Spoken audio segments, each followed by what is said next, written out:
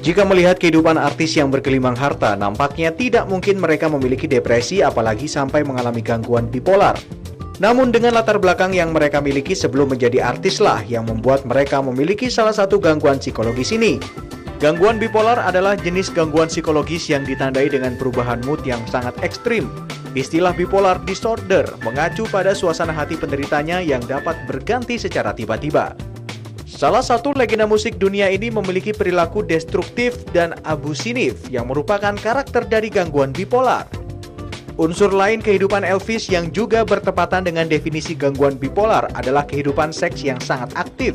Banyak psikolog menempatkan depresi kronis Elvis, penyalahgunaan narkoba, dan gangguan makanannya ke dalam kategori gangguan kepribadian. Mereka mengatakan bintang rock itu tidak menyadari seberapa serius kondisinya. Vokalis band Guns N' Roses ini didiagnosis dengan gangguan bipolar walaupun dirinya sendiri masih ragu dengan kondisinya.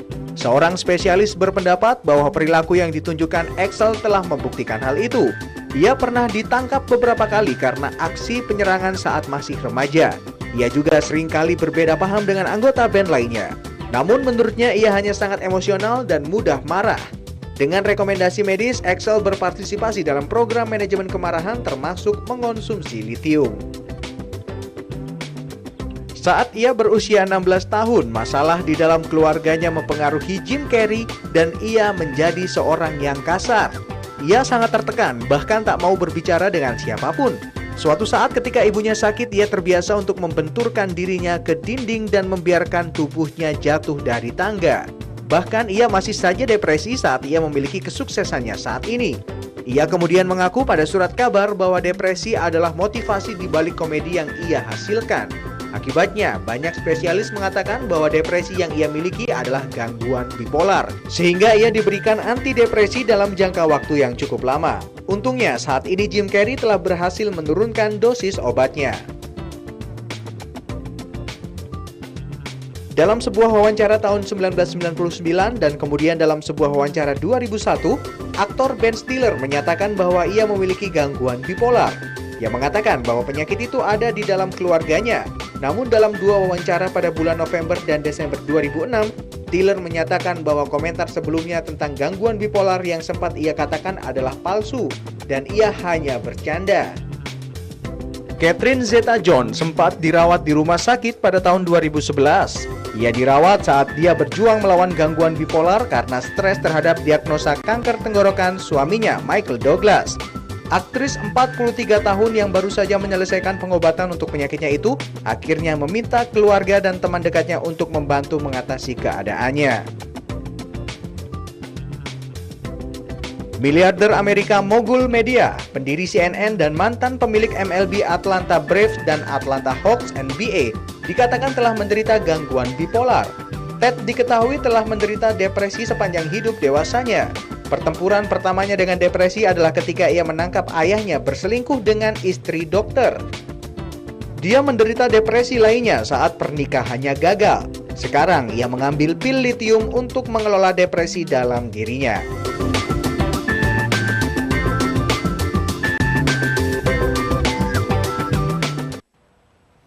Masih bersama kami di Lobi Belajar Lebih Memahami dan kami masih membahas satu tema seputar bipolar disorder. Baru saja Anda menyimak satu paket berita begitu yang berisi tentang para tokoh baik itu aktris maupun pengusaha yang ternyata dirinya adalah seorang bipolar disorder.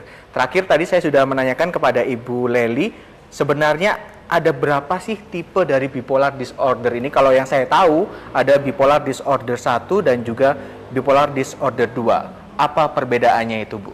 Ya, kalau di bipolar episode 1 itu episode depresi dan manik, tetapi di tengah-tengahnya bisa saja dia dimasuki oleh yang namanya mood yang netral. Artinya mood yang sehat. Gitu. Berarti di tipe kalau 1 depresi, ada depresif dan manik. Ya. Ada juga tipe netral. Nah, dia berada di tengah-tengah. Berada di tengah-tengah. Ketika depresi kambuh, maka dia depresi sekali. Ketika dia sehat, normal, moodnya ya normal seperti orang. Tapi pada episode tertentu dia manic gitu.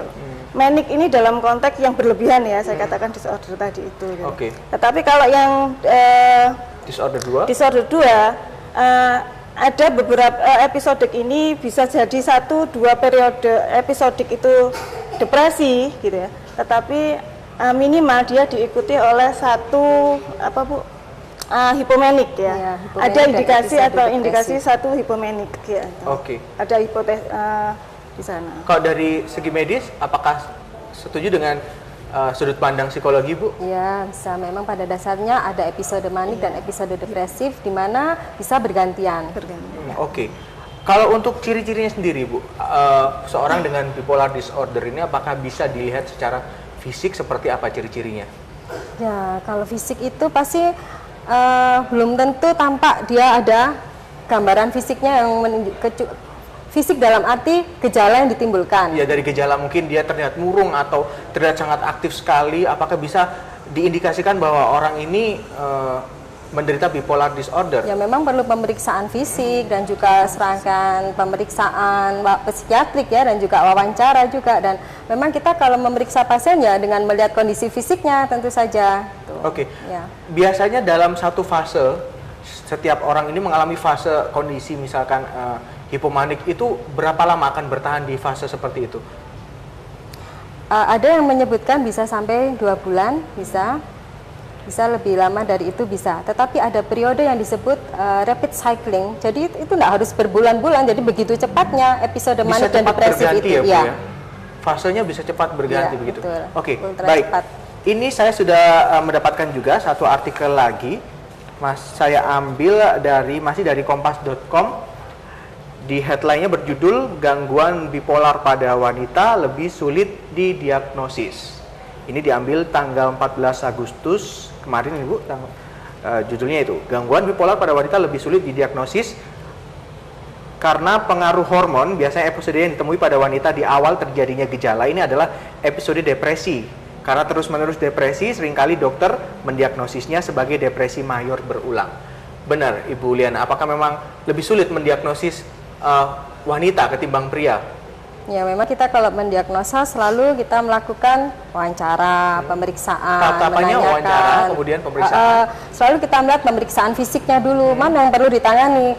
Pada kondisi agitasi atau kondisi akut, ya kita tidak serta-merta harus wawancara yang berkepanjangan, tetapi kita mungkin memberikan pengobatan medis yang penting supaya dia tidak mencederai dirinya maupun lingkungannya. Jadi pada fase mania, pada agitasi yang akut, kita selalu melakukan tindakan yang bisa mengontrol atau mengendalikan perilaku pasien. Oke. Ya. Benarkah bipolar disorder ini akan dialami seseorang sampai seumur hidupnya, Bu Liana? Ya, harapannya dalam perjalanannya itu ya tetap mendapat penanganan atau pengobatan yang efektif. Seperti itu. Jadi kemungkinan untuk dalam kondisi Kambuh atau normal recurrent begitu bisa. Ya. Ya. Oke.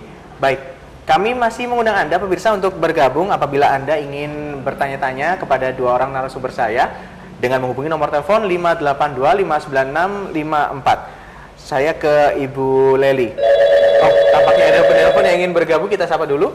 Halo, selamat malam. Halo, selamat malam. Iya, selamat malam. Dengan Ibu siapa? Di mana? Halo. Iya, selamat malam Ibu. Ini Ibu Lia dari Surabaya. Ibu Lia. Iya, betul. Ya, silakan Ibu. Begini Mas ya, saya kan guru di salah satu SMP swasta di Surabaya. Ya. Nah, beberapa hari yang lalu ini saya menemukan kasus pada salah satu siswa saya, Ya. di mana pada satu kondisi dia itu diganggu oleh temannya laki-laki begitu. Oke. Kemudian sampai pada taraf emosi tertentu, dia tidak malah menyerang balik temannya ini, tapi justru dia malah menyakiti dirinya. Oke. Dia marah-marah pada dirinya, ngomel-ngomel pada dirinya sendiri. Oke. Baik. Nah, ketika kami tangani, Oke. dia mengaku kepada kami selaku guru kalau dia itu punya semacam indera keenam. Jadi Oke. kalau orang Jawa bilang itu perewangan dirinya. Oke. Gitu. Jadi itu ya Bu ya. Nah, ini Yang ditanyakan adalah, Bu? itu yang marah sebetulnya. Oke. Bukan dirinya yang sebenarnya yang marah. Oke. Begitu. Yang ingin ditanyakan Ibu Lia adalah bisa Nah. dipercepat? Iya, bagaimana yang saya tanyakan, ketika kami melakukan pendekatan kepada orang tua juga memberikan keterangan yang sama. Oke. Nah, apakah yang dialami oleh murid saya tersebut bisa dikatakan salah satu indikasi bipolar disorder, dan bagaimana cara penyampaian kepada orang tua supaya orang tua menerima kondisi tersebut dan segera melakukan tindakan yang terbaik untuk anaknya, entah itu dibawa ke psikiater atau bagaimana. Oke, baik Ibu Lia, kami sudah menangkap maksud dari Anda. Terima kasih sudah menghubungi malam hari ini.